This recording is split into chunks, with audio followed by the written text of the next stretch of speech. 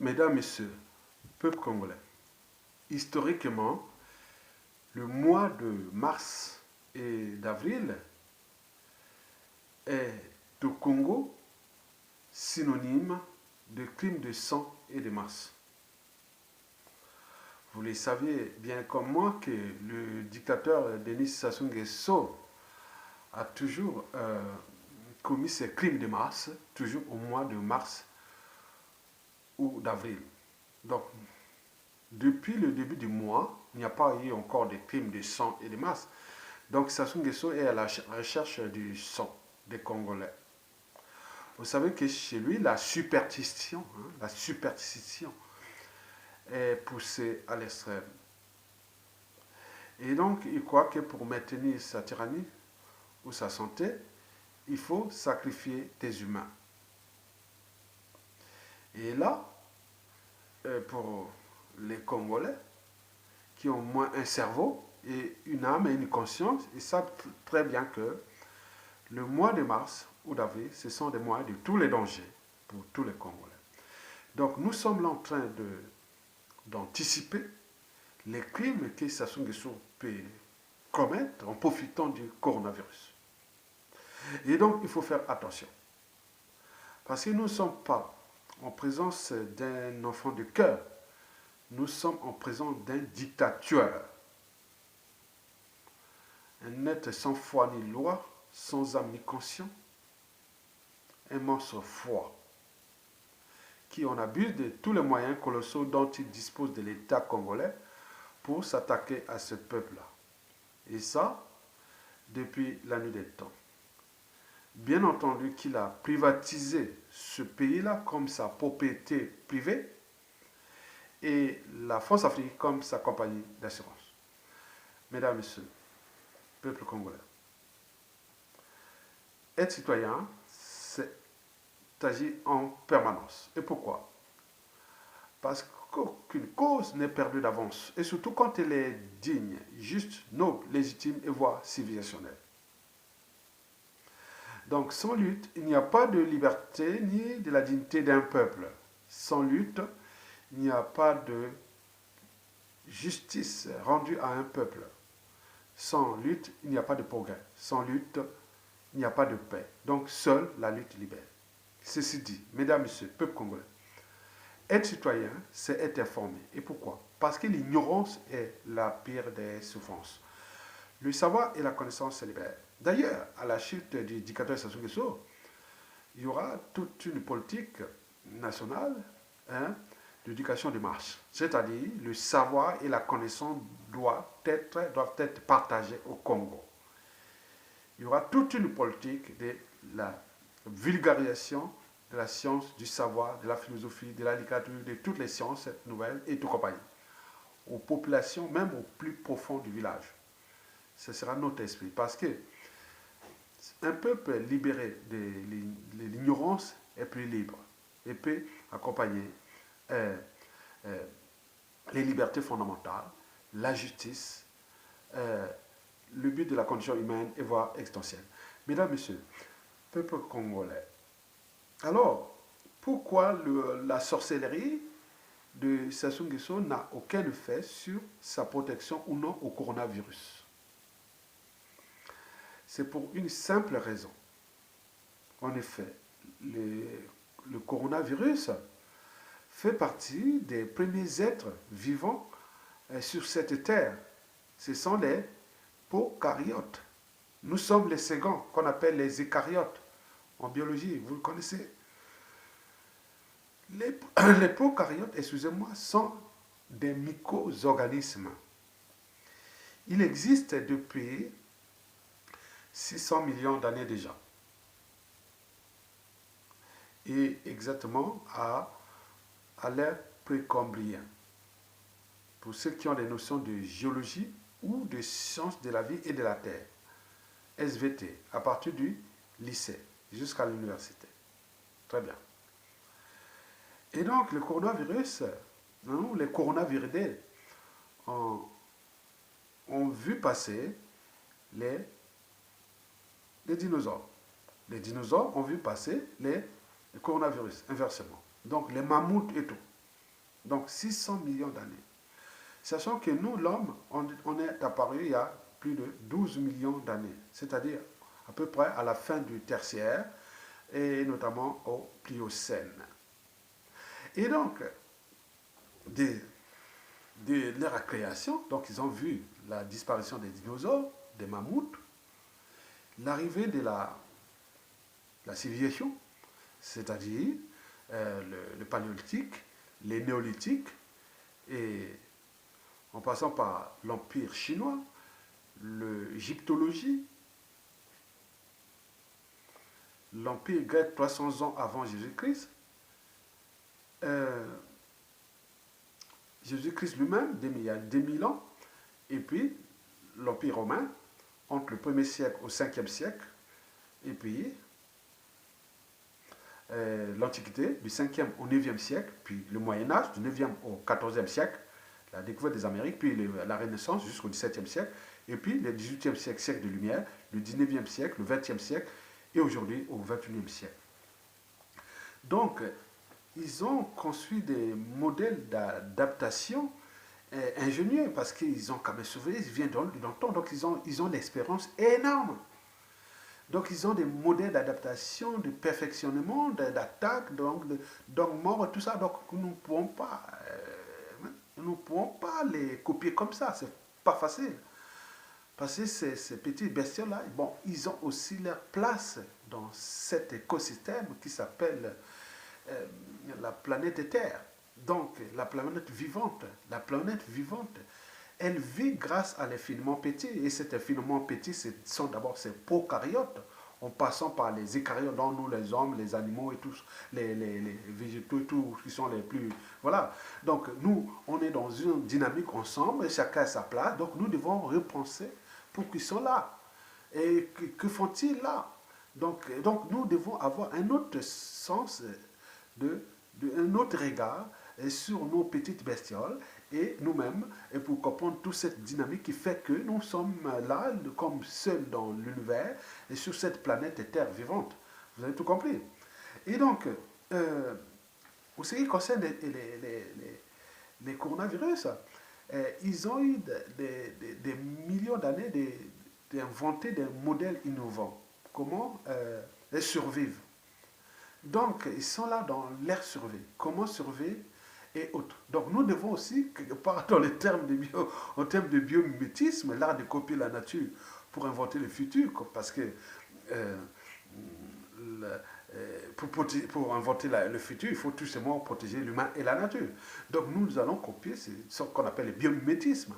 Et donc, la nature n'a pas besoin de nous, c'est nous qui avions besoin d'elle.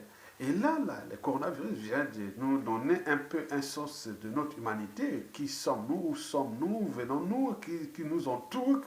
Quelles sont nos menaces? Donc, il faut les interpréter dans ce sens-là.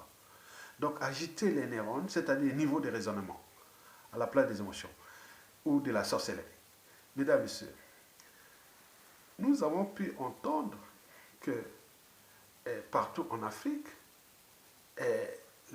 le coronavirus est maintenant interprété d'une autre manière. Et notamment dans le sens de la sorcellerie. Parfois, la bonne sorcellerie et la mauvaise sorcellerie. La bonne sorcellerie, c'est celle qui fait rire, qui guérit, voilà, qu'on peut te faire tout voir. Mais la mauvaise sorcellerie, c'est celle qui ont fait des pratiques parfois inhumaines et pour se sauver du coronavirus, qu'on les appelle là-bas les fétiches. Non, vous ne pouvez pas vous sauver, vous protéger du coronavirus par des fétiches. Non. C'est hors service. Mesdames et messieurs, peuple congolais. Les coronavirus sont là depuis plus de 600 millions d'années. Or, Sassou Nguesso n'existe que depuis 78 à 82 ans. C'est son âge qui est surtout là parce que les colons, quand il est venu, il a donné son âge. On savait pas si c'est, voilà, il avait 6 ans ou 5 ans ou 4 ans, voilà. Donc on a trouvé son âge. Aujourd'hui, Sassou Nguesso a entre 78 et 82 ans. Donc, on est certitude absolue, il a 80 ans. Mais avec les valeurs relatives, c'est-à-dire 2 ans entre là, donc c'est plus ou moins 2 ans. Donc 80 plus 2 ans ou 80 moins 2 ans. Donc ça, c'est l'âge exact de Sassou Nguesso. L'âge relatif de Sassou Nguesso serait autour de 80 ans, plus ou moins 2 ans.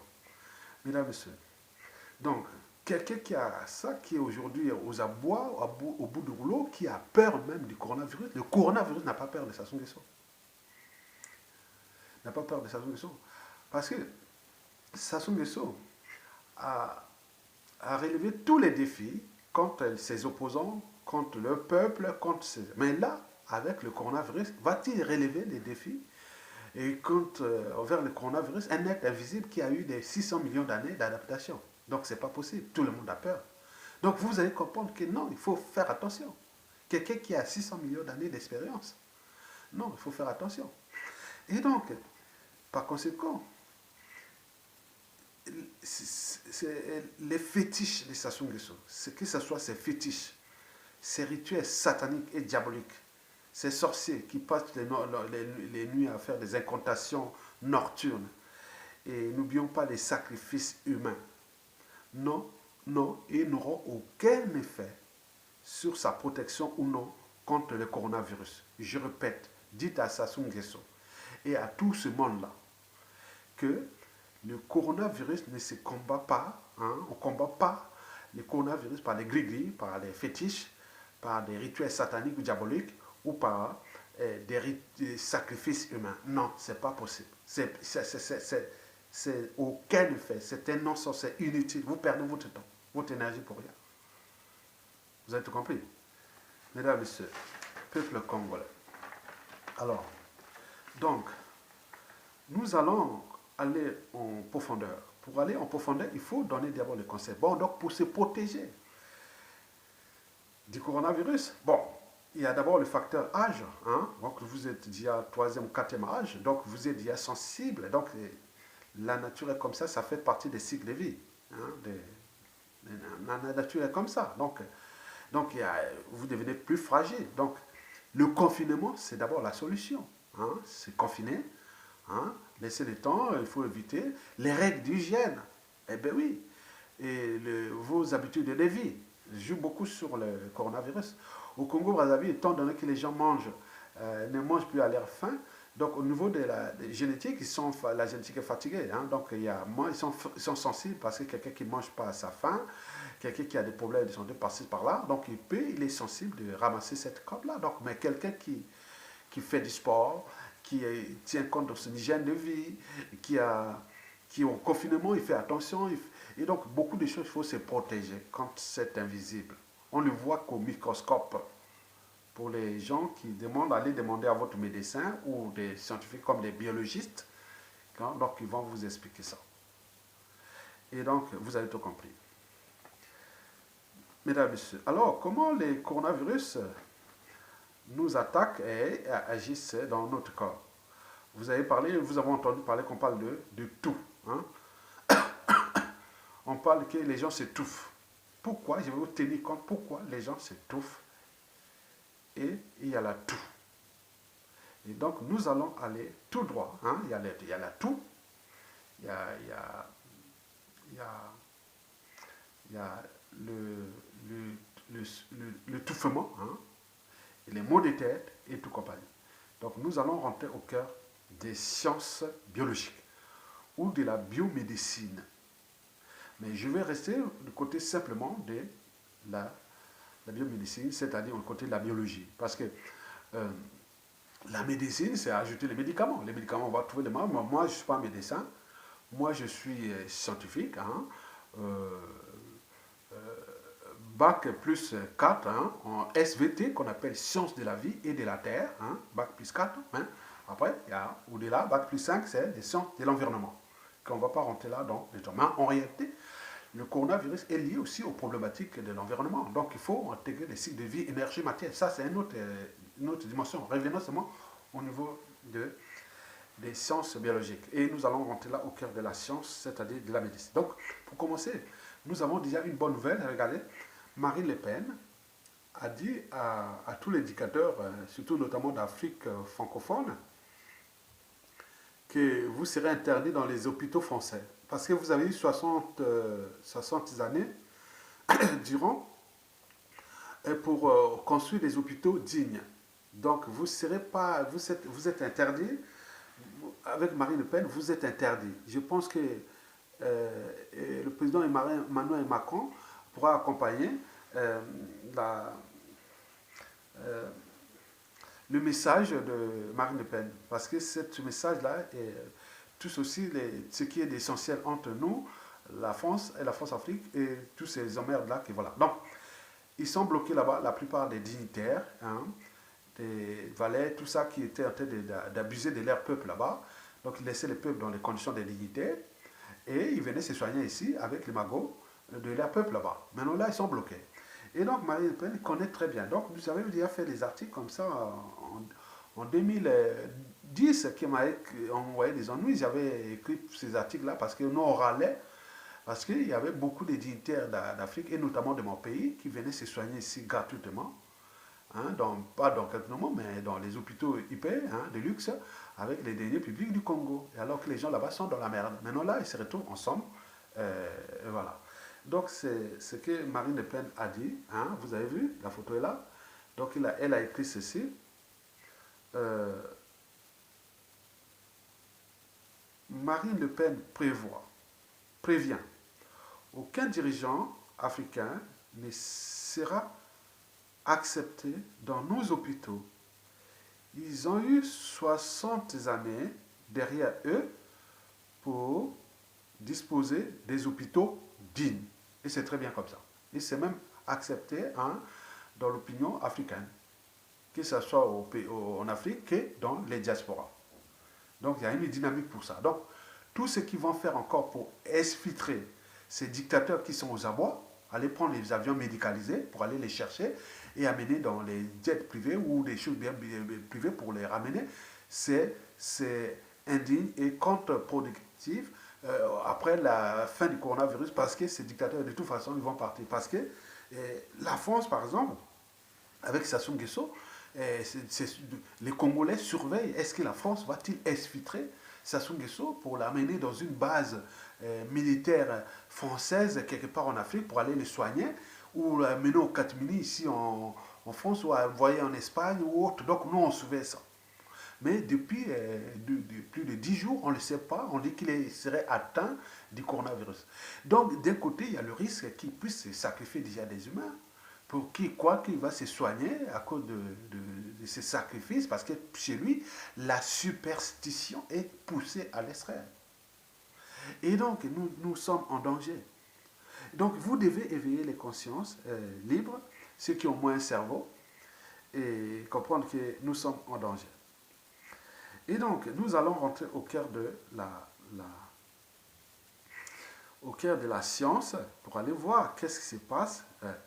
Donc, je vais quand même commencer déjà pour vous donner avoir quelques notions basiques déjà du poumon. En réalité, quand le coronavirus nous attaque, il a deux effets là où il passe. Donc, il passe soit par le nez ou par la bouche. La bouche se rejoignent, hein, le nez et la bouche se rejoignent à un tube qui se rejoint sur la trachée. Et la trachée descend là. Et donc, les images que vous allez voir, donc la trachée, et en bas de la trachée, c'est déjà les poumons. Et c'est là où tout se passe. Donc, le coronavirus va d'un côté provoquer la sécrétion de l'humus, du mucus, au niveau des pneumocytes, donc les cellules des poumons. Et donc, le mucus là va s'accumuler au niveau des alvéoles. Et de là, comme c'est cumule, et donc, comme les alvéoles doivent être secs, il ne doit pas avoir de liquide. Et c'est les raisons pour lesquelles vous allez tousser. Donc, vous avez la bronchite. Parce que les alvéoles sont les contenus de mucus que le coronavirus provoque. Et donc, dès qu'il a pas ces mécanismes complexes, donc comment il fait ça? Bon, il va attaquer les pneumocytes qui vont sécréter beaucoup de mucus. Et ce mucus va remplir les alvéoles pulmonaires. Et ces alvéoles-là, vous allez tousser. Vous allez tousser tout le temps. Les toux, c'est ça. Et il y a des côtés au niveau surtout des bronchioles qui hébergent les alvéoles. Les bronchioles ont aussi d'autres, celui qu'on appelle les cils. Les cils, ce sont ces cils-là qui font que quand nous inspirons l'air, l'air doit être sec, il doit être sans particules fines. Mais donc, quand il y a des particules fines, ils arrivent au niveau des cils là, ils évacuent ça par un réflexe que nous appelons le réflexe des rings ébrières. Donc, c'est ce réflexe-là qui fait que vous allez faire esternuer. Donc, c'est pour évacuer ça. C'est réflexe. Vous ne pouvez pas empêcher ça. Donc, donc, et, donc, le coronavirus va agir au niveau des bronchioles et notamment en sécrétant beaucoup de mucus. Et ce mucus, ça va remplir les alvéoles et les alvéoles vont vous faire de telle sorte que vous avez la bronchite, donc vous allez tousser. Mais ce n'est pas tout.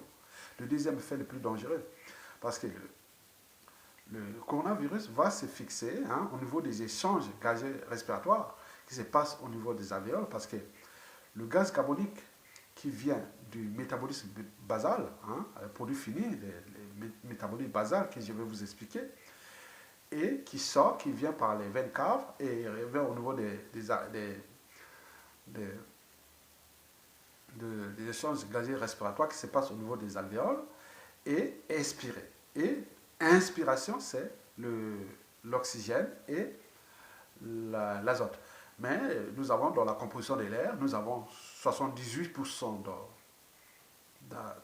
d'azote et 21% d'oxygène. Ça, c'est la composition de l'air. Et 1% des gaz rares, tout ça qui sont autour, voilà, il y a beaucoup de gaz rares là qui font 1%. Mais ce qui est plus important au niveau de la production d'énergie, qui fait que nous soyons en bonne vie, en bonne santé, et on respire, on vit bien, c'est l'oxygène qui va aller au niveau des cellules. Et cet oxygène-là, quand il descend du nez ou de la bouche, la trachée, ils arrivent au niveau des poumons, donc on va au fond des poumons, donc on va trouver les branches, et les branches, on rentre aux bronchioles, et à l'intérieur des bronchioles, il y a les alvéoles, et les alvéoles pulmonaires vont faire l'échange gazeux respiratoire. Donc l'oxygène là va rentrer par être transporté dans le sang, et notamment par les hématocytes, qu'on appelle les globules rouges, et que vous allez voir ici en photo. Et ces globules rouges là vont transporter l'oxygène au niveau de toutes les cellules. Nous avions par exemple les cellules nerveuses, il y a 110 milliards de cellules nerveuses. Vous avez les cellules musculaires, les cellules osseuses et tout compris. Et donc, au niveau là-bas, ça va se passer ce qu'on appelle le métabolisme énergétique. Et donc, l'oxygène qui est venu va se combiner avec le glucose. Et les deux vont faire une réaction métabolique complexe qu'on appelle le cycle de Krebs. Krebs, c'est étudié en biochimie. Je pense qu'à l'université, on commence à faire la biochimie en deuxième année d'université. J'ai commencé à faire la biochimie en deuxième année d'université. Donc, il faut avoir les notions de mathématiques, de physique, de chimie, surtout la chimie organique et minérale. Et donc, tout ça, il faut avoir ces notions-là pour comprendre comment fonctionne la biochimie. Donc, à l'intérieur, il y a les réactions biochimiques qui vont se passer, et qu'on appelle le cycle de Krebs, qui va aboutir à la production de 6 molécules pour une molécule de glucose, va aboutir à la production de gaz carbonique, de l'eau et de l'énergie. L'énergie est sous forme d'ATP. Les ATP, ils ont des équivalents en calories. Par exemple, un ATP peut fournir jusqu'à 3000 calories. Et donc, le glucose, où est-ce qu'il vient du glucose? Le glucose vient des glucides, ce que nous amenons à manger le manioc, le pain, les pâtes et tout ça, les féculents. Et donc, ils sont rentrés par la bouche, ils arrivent à la digestion au niveau casser déjà une partie au niveau de la bouche par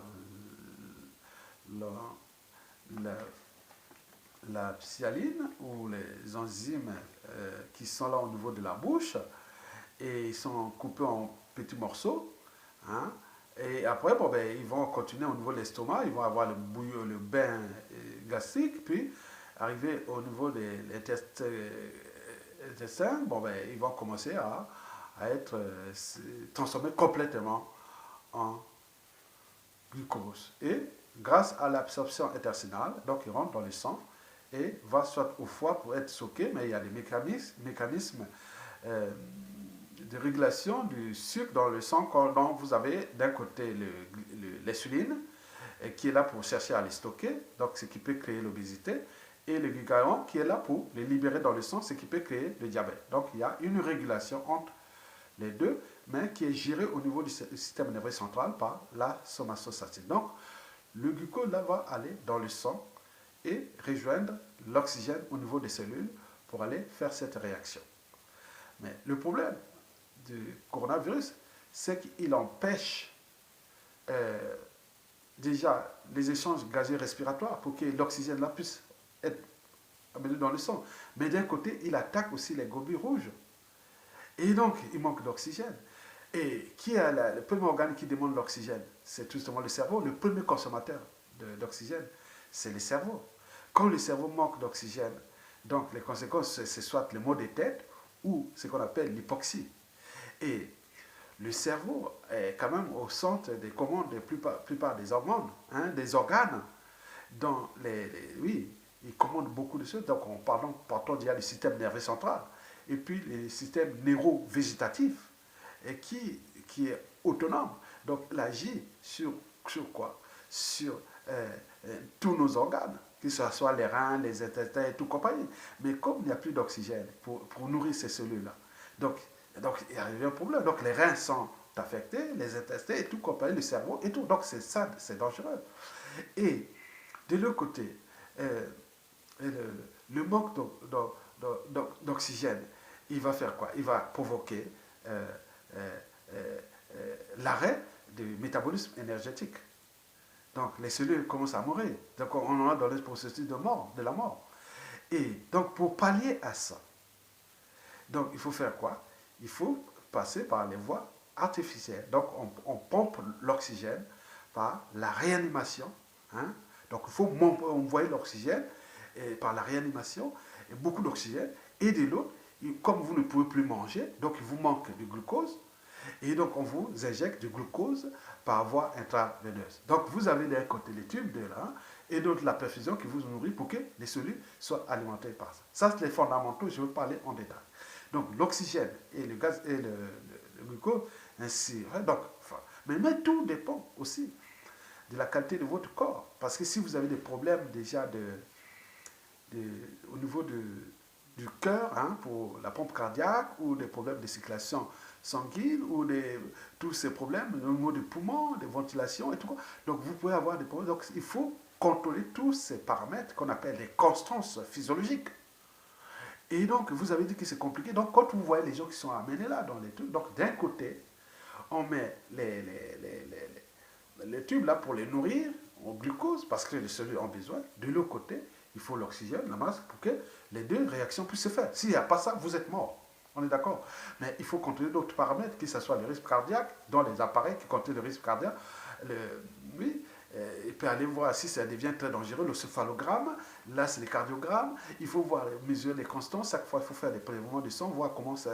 Bon, voir au niveau de la charge virale. Donc, il y a l'hématologie. Hein. Donc, il y a toutes les disciplines là. Il faut voir est-ce que la personne a des anticorps aussi et comment il s'adapte et autres. Donc, il y a toutes les disciplines là. Donc, le sang qu'on vous prélève, c'est pour voir est-ce que la charge virale est toujours présente dans le sang. Est-ce que, voilà. Donc, vous avez tout ça. Tout ça, c'est ce qu'on appelle les sciences biologiques et la médecine.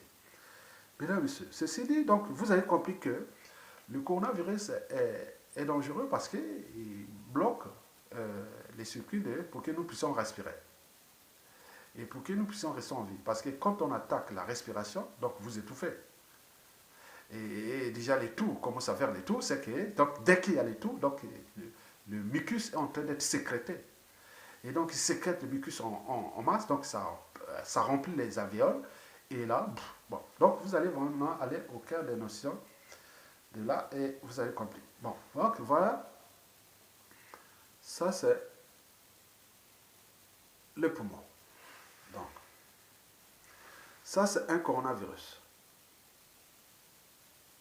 Et ça c'est les mesures qu'il faut prendre. On vous demande d'être confiné qu'au lieu de 3 semaines, que de rester 3 semaines pour définitivement, donc mort. Donc vous voyez ça. Bon, maintenant, nous allons partir. Ah, voici le poumon. Vous voyez ici les deux branches du poumon, et là, c'est la trachée. La trachée est là. Et là, en haut, là, ça doit être le nez, la bouche.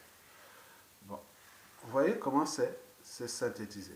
Donc, vous avez le nez, la trachée, les branches, les bronchioles, les alvéoles pulmonaires et en bas, là où va se passer les échanges gazeux respiratoires. Mesdames, voici résumé la respiration humaine.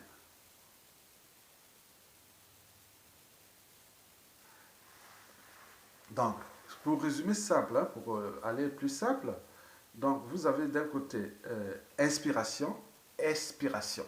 Donc on inspire et on expire. Et qu'est-ce qu'on inspire? On inspire de l'oxygène et de l'azote et des gaz rares, que j'ai vu la composition de l'air. Et là, on expire le gaz carbonique qui vient des cellules. Maintenant, au niveau de la respiration, donc je vais vous dire que ça commence déjà par, vous avez la trachée, les bronches, les bronchioles et les alvéoles qui vont faire les échanges gazeux respiratoires. Et après, il y a des artères qui vont amener le sang vers les cellules. Ça, c'est les artères. Et les veines ramènent le gaz carbonique vers la... Donc, vous voyez, au niveau de la composition de l'air, que nous menons au niveau de la cage thoracique, l'air que nous respirons. Les 1% là, c'est les plus dangereux parce que là, ça peut être les gaz polluants et tout compagnie. Donc, sinon, le reste, c'est 78%, c'est l'azote qui est important et l'oxygène. Donc, vous avez tout ça là, et ça, c'est la ventilation. On appelle ça la ventilation pulmonaire.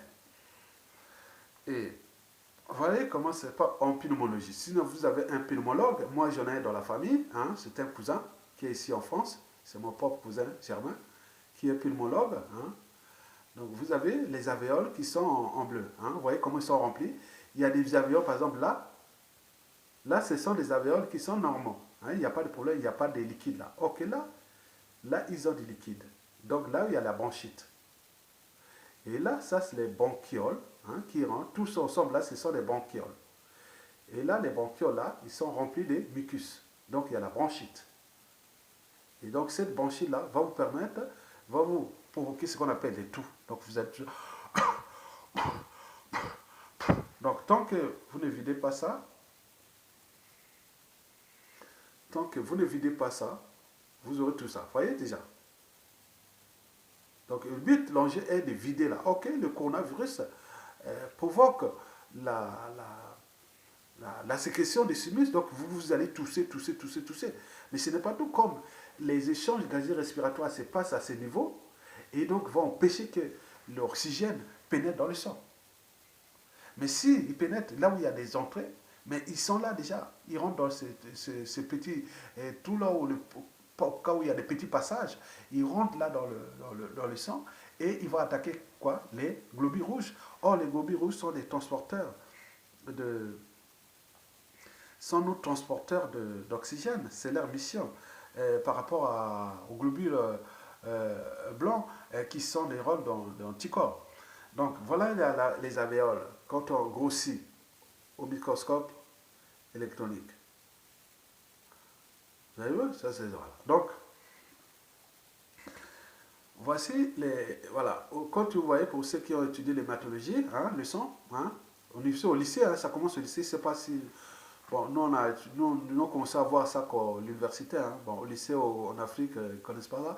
Donc vous voyez, ce qui est au milieu là, là c'est une globule blanc. Et là, tout autour, ils sont semblables, ce sont des globules rouges. Les globules rouges qui sont là sont des transporteurs d'oxygène, qui nous amènent l'oxygène au niveau des cellules. C'est leur mission.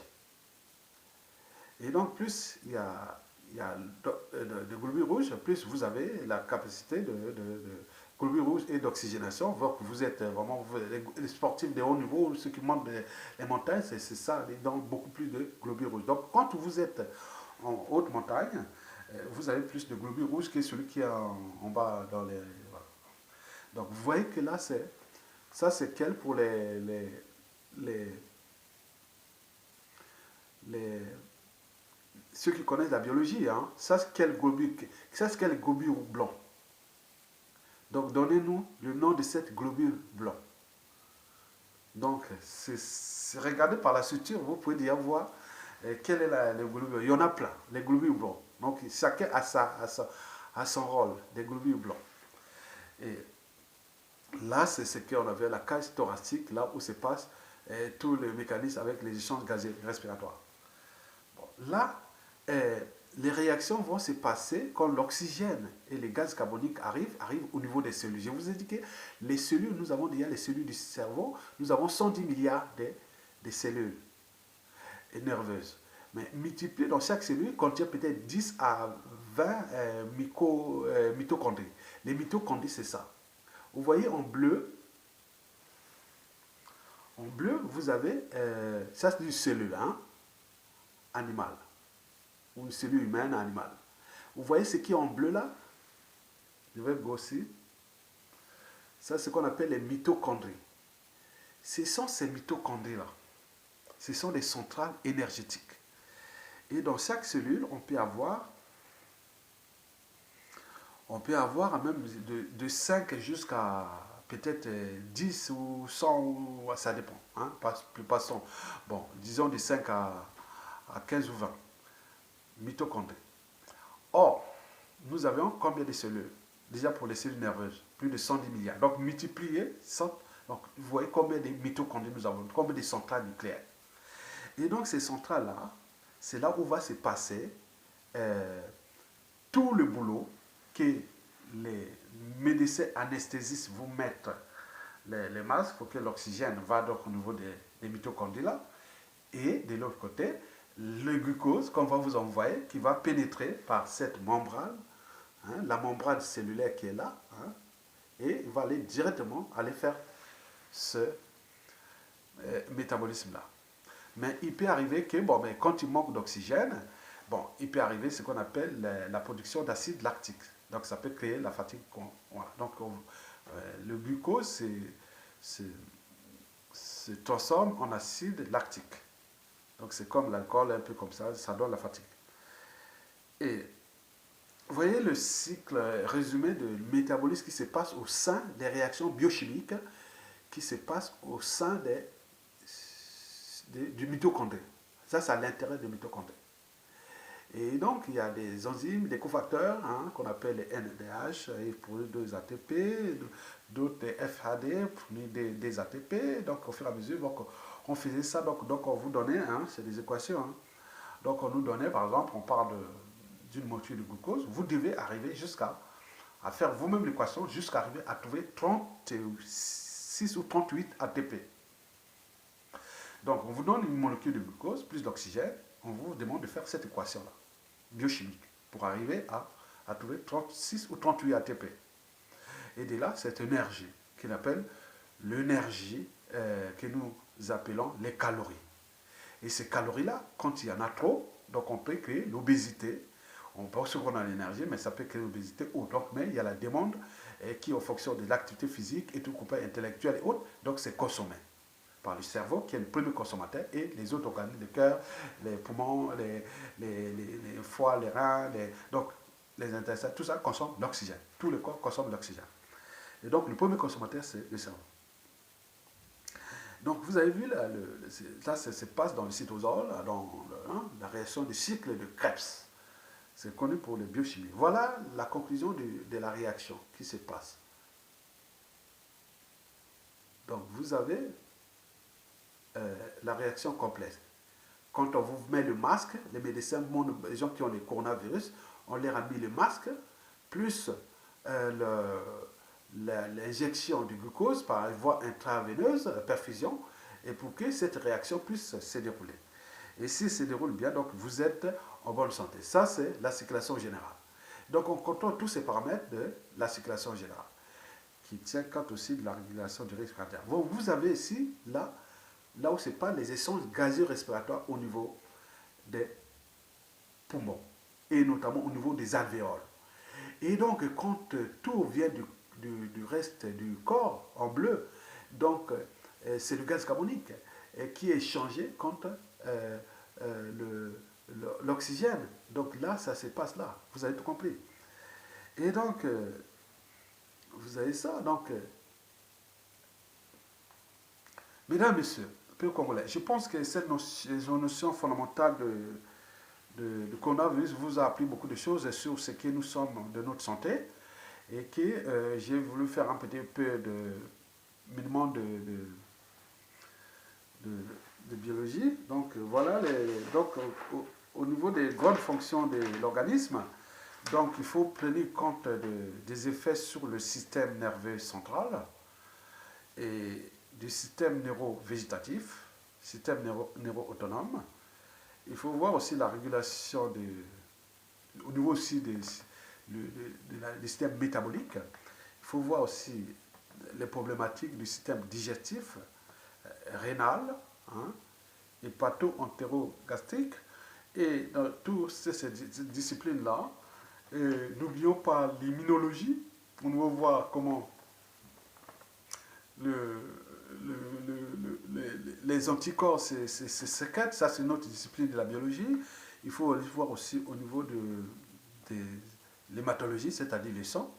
Quand on parle du sang et aussi de l'immunologie, on pense tout naturellement à la génétique et à l'alimentation et tenant compte des facteurs épigénétiques, c'est-à-dire des facteurs environnementaux.